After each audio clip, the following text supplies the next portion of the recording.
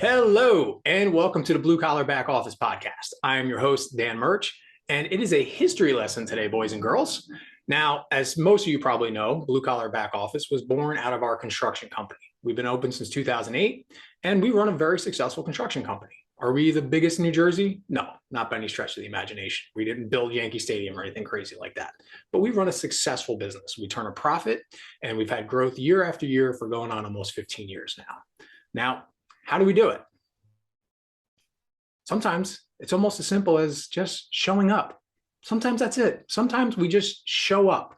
And sometimes that's all you need. We answer our phones. We reply to our emails. We show up when we say we're going to show up. We send out our estimates that are clear and easy to understand, and we send them out promptly. We send out our invoices when we start work. We send out our invoices when we complete our work. We communicate well with our clients, and we're organized and we're structured. That's really our secret. It's not rocket science. That's what we do. Now, that doesn't seem like something crazy, right? But that's a topic for today's conversation because it's a lot of things that people aren't doing.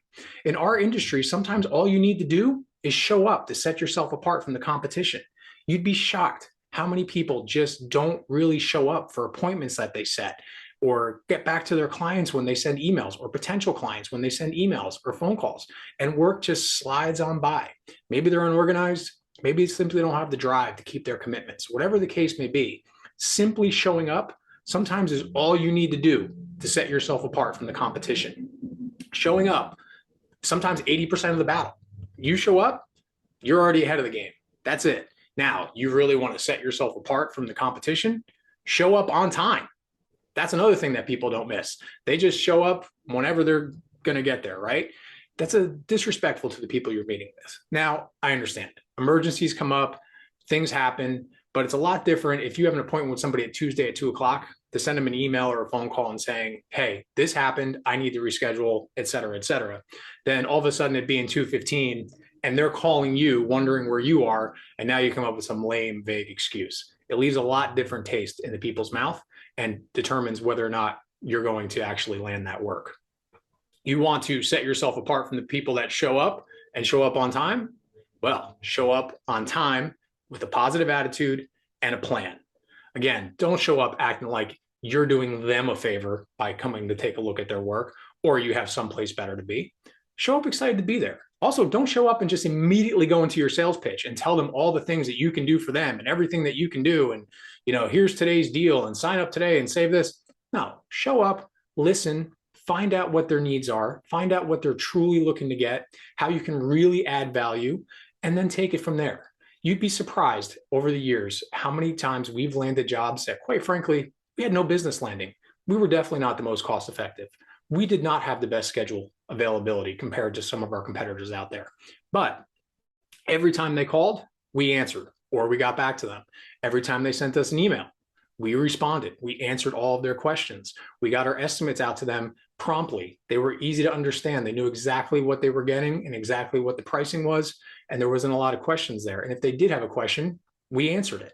So just throughout that process, we developed a trust with the client, even though we hadn't done any work with them yet. But because we were so responsive and responsible and scheduled and organized, they felt like they were dealing with somebody that could not only get the job done right, but get it done in the time that they said they would get it done. Now, again, things always come up, but it's always about that communication. It's always about being honest and having those open lines of communications and managing the expectations. Because if you tell somebody, listen, I can't do this job for 3 weeks. My schedule's too busy. It's too full. That's what it is. They can understand that. And then if something happens in your schedule and you call and you say, hey, this happened, X, Y, and Z happened. Are you available to start earlier?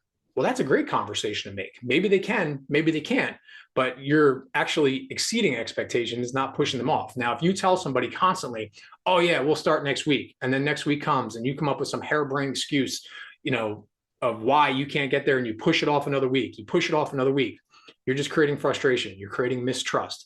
And that relationship, that is going to go all the way through the entire project. They're not going to feel confident in the work that you're doing.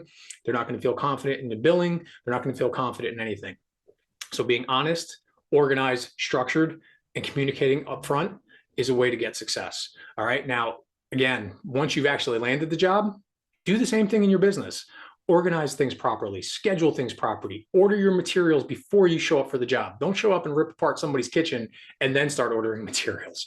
And be on top of your invoicing.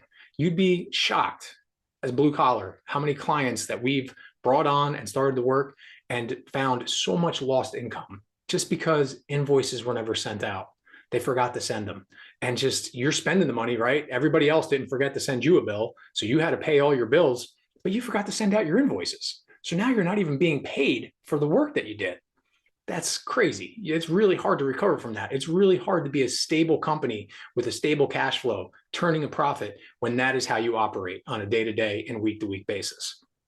So, I mean, as simple as some of this sounds, that's what I really wanted to hammer home today is sometimes show up on time, show up with a good attitude, show up looking to make a difference for people, add value, listen, actually address their concerns, and be organized. That's it. If you do that, you can rise to the top of your industry. It doesn't matter if you're in contracting, doesn't matter if you're a retail store, doesn't matter if you're in professional services like blue collar back office would be. Sometimes that's really all you need to do. One of the ways that we've built our company is through all those same simple practices, right? Somebody emails us, we get back to them. Somebody has questions about our services or their business or things that we can do, we answer them. I talk to people every single week and they call and they have a question, they don't understand something.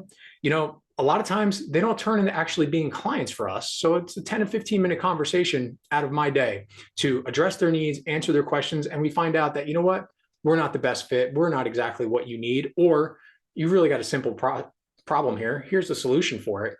So do we get something out of it? Do we actually get monetarily paid? No, but we're building a good reputation. And I can't tell you how many times we've had then other people call us and be like, hey, you talked to Bob, he said he called you a month ago and you were really helpful. And, you know, he said that I should reach out to you guys. And next thing you know, we're having a conversation. We can add value for that client. And now they're a new client of ours. So just putting good out into the world, getting good back over and over again, that helps. But being willing to answer your phone, answer your email, not blow things off, being focused on the things that are really important for your business, and then actually sticking to that commitment and doing them is it. That's all you need to do. You do not need to be a rocket science. There's no magic here. It's just putting in the work, putting in the dedication, and showing up.